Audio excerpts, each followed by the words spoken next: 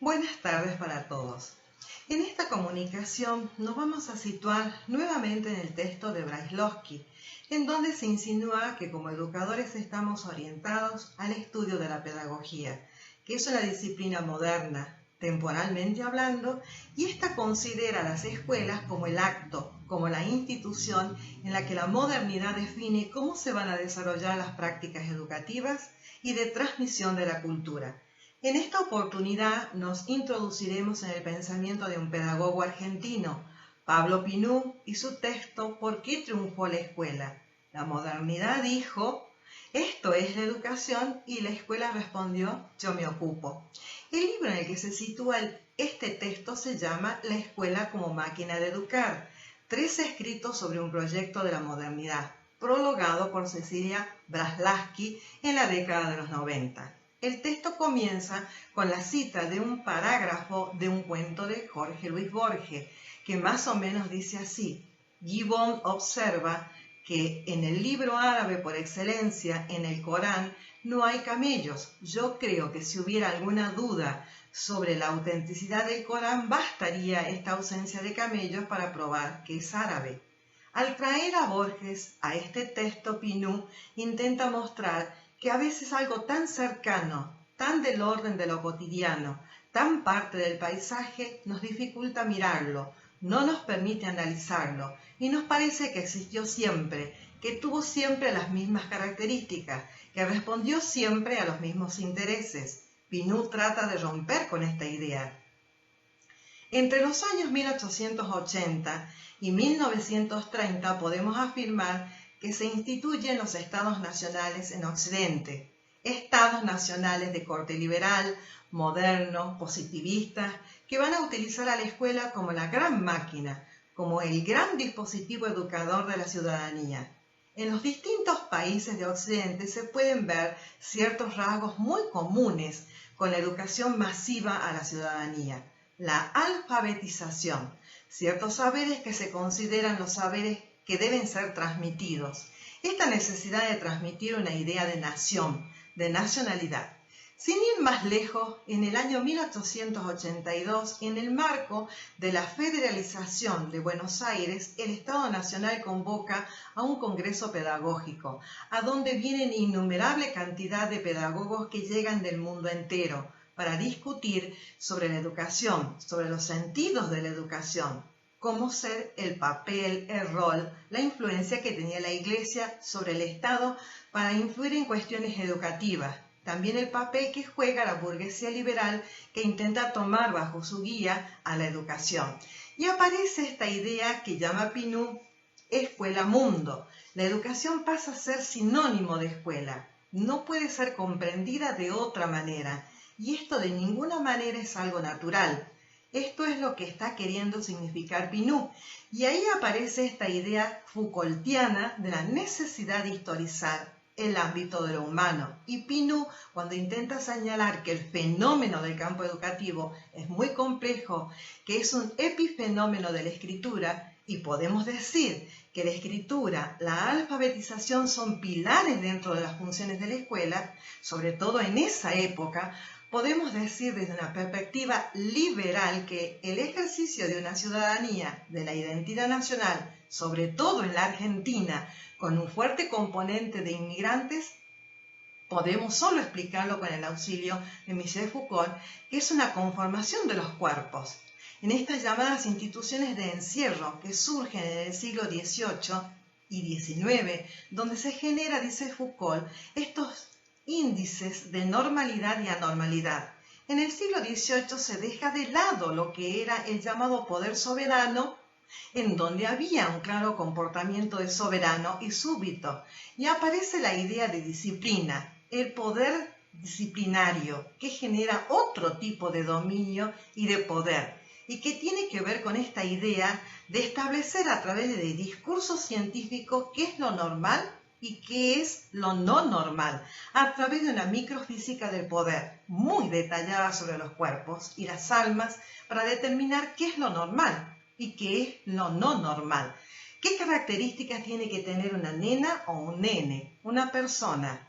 Esto queda naturalizado a través de la escuela, de la educación. Michel Foucault, como Pinu, piensan que la escuela es un ensamble, un armado de este rompecabezas que intenta tomar esta idea de disciplina, de reglas, de horarios, de espacios bien delimitados en función de estos objetivos. La escuela toma mucho de estos dispositivos y los va a ir desarrollando, transformándolos en esta dirección.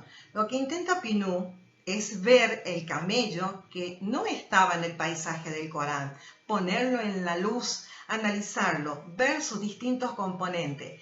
Cuando estamos hablando de la escuela y de establecer una mirada histórica, antes de fragmentarla, antes de ir hacia ella, separando para dar cuenta de su complejidad, vamos a hablar un poco de lo que plantea Foucault sobre todo en su libro Vigilar y Castigar, en donde dice que no tenemos que ver solamente el poder como algo solamente represivo, sino que el poder produce instituciones, produce subjetividades, produce maneras de mirar el mundo, de concebir el mundo. El poder no se tiene que ver como algo que se tiene, el poder circula, establece dominios. El poder se lo puede ver en sus efectos, establece una distinción entre el poder soberano, donde el rey tenía derechos sobre los súbditos. Estamos hablando del siglo XVI, del siglo XVII, en donde la riqueza estaba dada en las tierras, en los territorios. Entonces los monarcas ponían su énfasis allí. El poder estaba dado, dice Michel Foucault, en el hecho de poder dar muerte o de dejar libre, en donde el reo condenado a ser descuartizado en plaza pública suplica el perdón del rey. Esto va cambiando a partir del siglo XVIII, en donde el reo ya no se lo condena al descuartizamiento, sino que se lo encierra en lugares destinados a esto. Van surgiendo leyes y normas para castigar al reo, ya no a ser descuartizado, sino a ser confinado en lugares que hoy llamamos cárceles. Entonces van surgiendo la idea de disciplinar, en donde no solo va dirigido a los territorios, sino que va a los cuerpos, a las almas de las personas, ya que el capitalismo en pleno desarrollo encontrará que la riqueza no solo está en los territorios, en las tierras, sino también en las personas, ya que su mano de obra, su fuerza de trabajo se convierte en la posibilidad real de la riqueza. Las cárceles, las escuelas, se convierten en instituciones de encierro. Hasta su constitución edilicia se asemeja. En estas el poder circula de forma meticulosa. Es un poder continuo sobre los cuerpos que produce subjetividades, que produce parámetros de lo que es normal y de lo que es no normal, que van generando determinados sujetos con determinadas características funcionales. A este nuevo dispositivo de época, en principio, podemos decir que hay una cierta homología, cierta semejanza con otras formas escolares de la antigüedad. La escuela moderna no nace de la nada, sino que toma de alguna manera, transforma, subordina ciertas disposiciones, ciertas prácticas que se venían haciendo, pero las subordina a un dispositivo de otra índole. Pensemos, por ejemplo, toda la transición y tipología religiosa, la catequesis, la educación que se brinda a través de los gremios, de los maestros, de los distintos oficios que daban un tipo de formación laboral, las escuelas de los anarquistas que tenían otras lógicas que estaban, por supuesto, por fuera de los estados, y toda una serie de ritos de iniciación o de transmisión cultural que seguían otras maneras diferentes a lo que se va a imponer en la modernidad.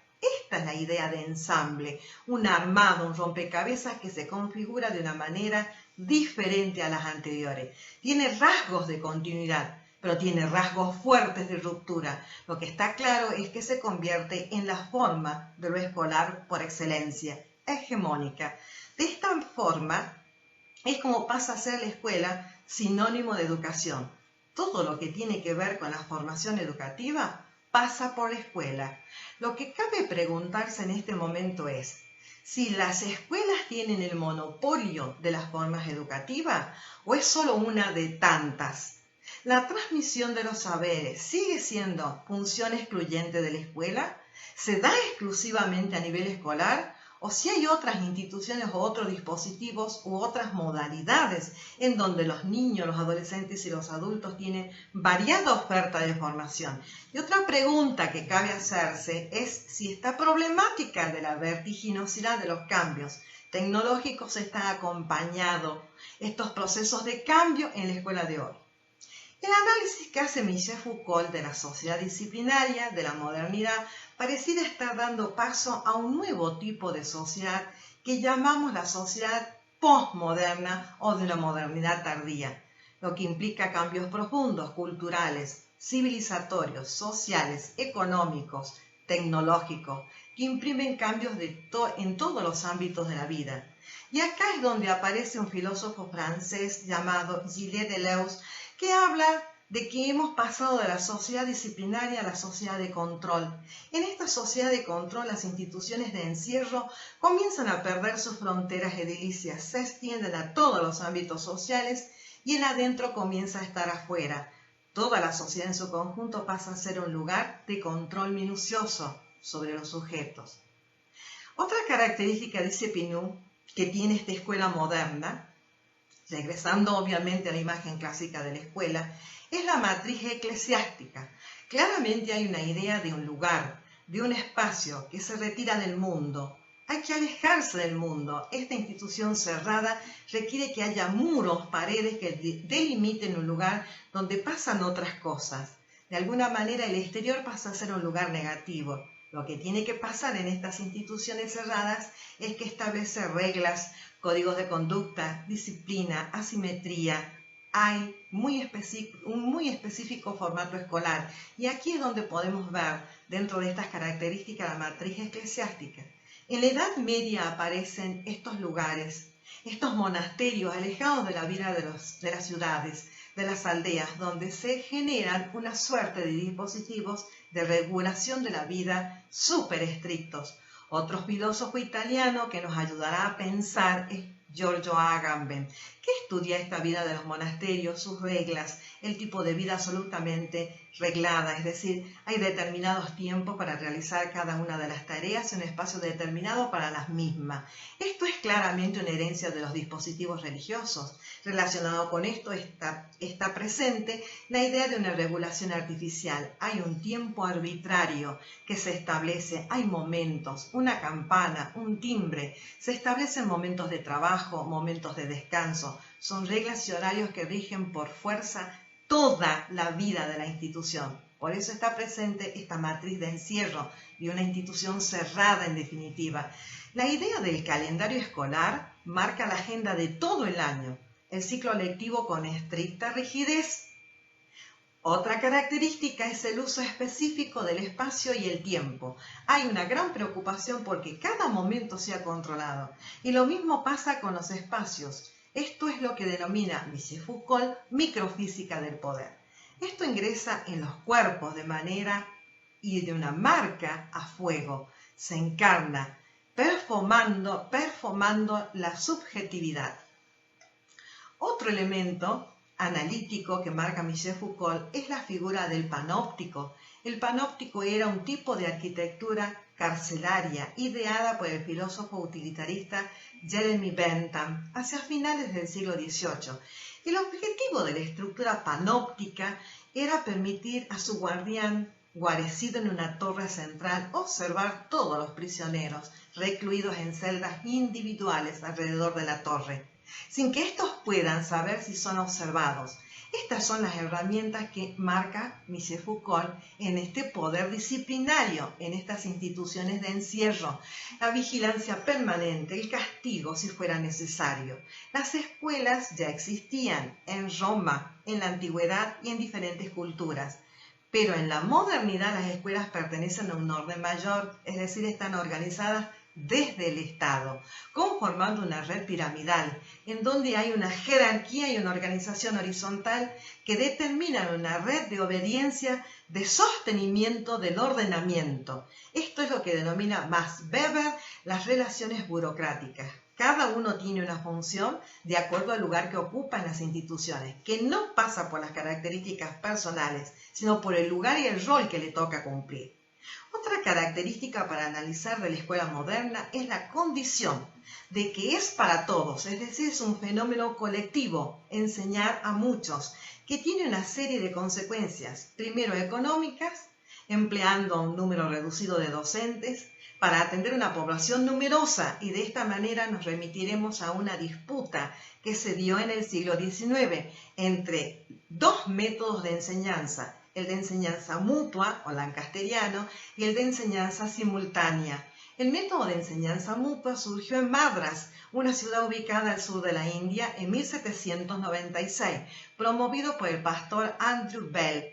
2 años después, este tipo de enseñanza obtuvo una serie de mejoras por parte de Joseph Lancaster, que lo llevó a Europa, más exactamente a Londres, Inglaterra. Allí el método de enseñanza mutua fue primero promovido por la Sociedad Anglicana Nacional, que se creó en 1811, y luego por la Real Sociedad Lancasteriana, fundada en 1808. Se conoce como enseñanza mutua porque los estudiantes debían reunirse en grupos de 8 personas y se diferenciaba de los sistemas simultáneo e individual, populares en ese tiempo, en que la enseñanza la dirigía uno de los estudiantes conocido como monitor a cargo.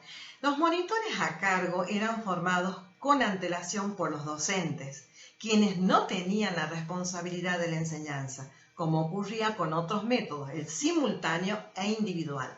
Estas personas, denominadas monitores, se encargaban de la enseñanza de las materias y de organizar actividades para entender las mismas, pero no eran los únicos monitores, puesto que los maestros se encargaban de formar a otros estudiantes, quienes serían los encargados de la vigilancia y el orden en las aulas de clase.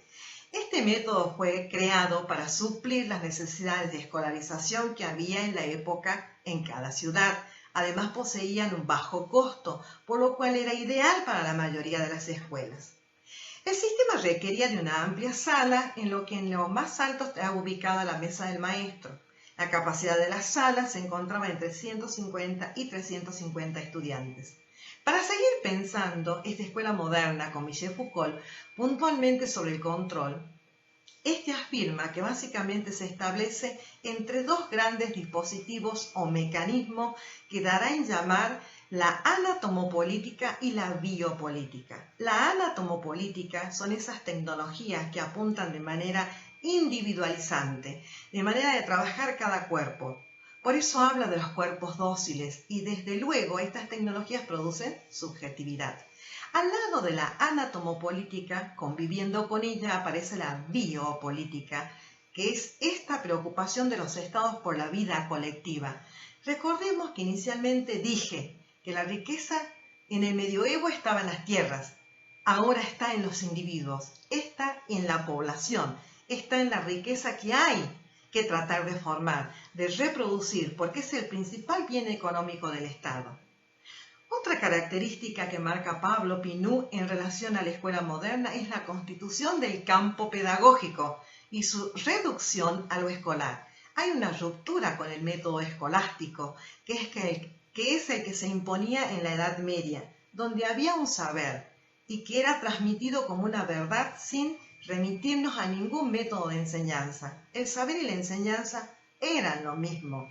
Aquí comienza a aparecer un campo pedagógico en donde la marca de enseñar pasa a tener una importancia en cómo hacer para transmitir. Aparece esta idea de la pedagogía en la pedagogía del currículum como dispositivo que va a establecer cuáles son los saberes valiosos y cuál será la forma de enseñarlos.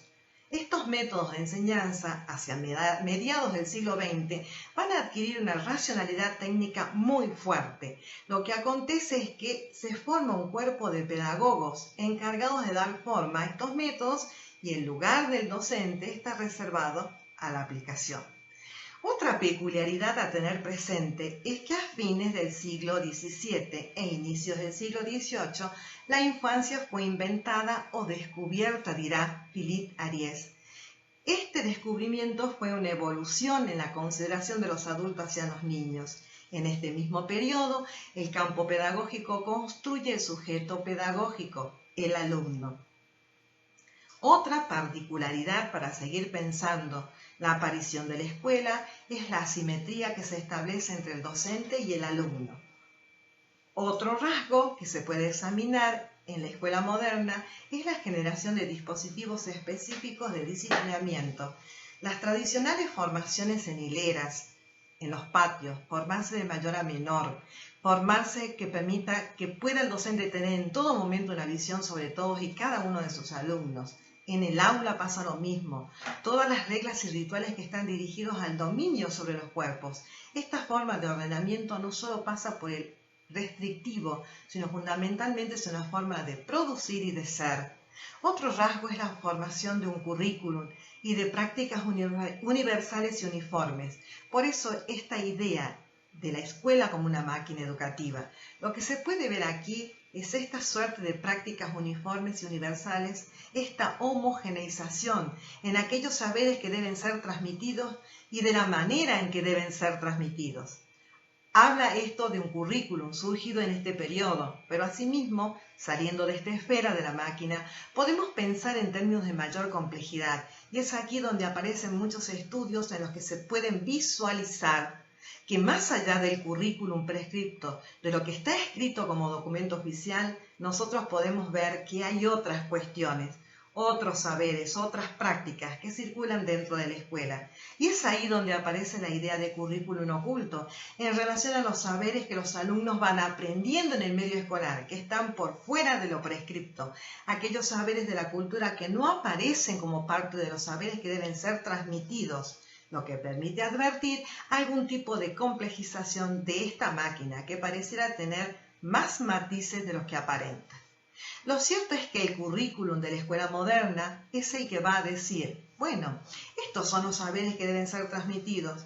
Esta es la mirada occidental europeizante. Otra característica que se va a cimentar en este periodo es la formalización del sistema educativo. Es la aparición de lo que conocemos como contenido escolar, que es fruto de la transposición del saber académico, del saber científico, que debe generarse a partir de una transposición de operaciones, va a decir Chevalar, que no se puede enseñar el contenido académico tal cual es en el ámbito académico, que hay que hacer una serie de operaciones que son operaciones propias de la didáctica, que lleven este contenido académico al contenido escolar, tratando de no traicionar la esencia del saber científico, que no se pierda en ese camino de la transmisión. Nada de su verdad más implícita. El contenido escolar es siempre un contenido para este pensamiento que no se produce en la escuela. La escuela no va a producir conocimientos, sino que va a ser transmisora de conocimientos que le vienen de afuera, producidos en otros contextos. Por eso dice, y decimos nosotros con Pablo Pinú, que un conocimiento de alguna manera descontextualizado se sale del contexto en donde se produjo, se descontextualiza y se recontextualiza, y ahí se produce ese contenido escolar que no viene siendo lo mismo que el contenido científico, el contenido académico o el contenido erudito. Lo cierto es que esto no está en el texto de Pablo Pinú, pero podemos pensar con otros autores en mirar a la escuela como un lugar también de producción de saberes.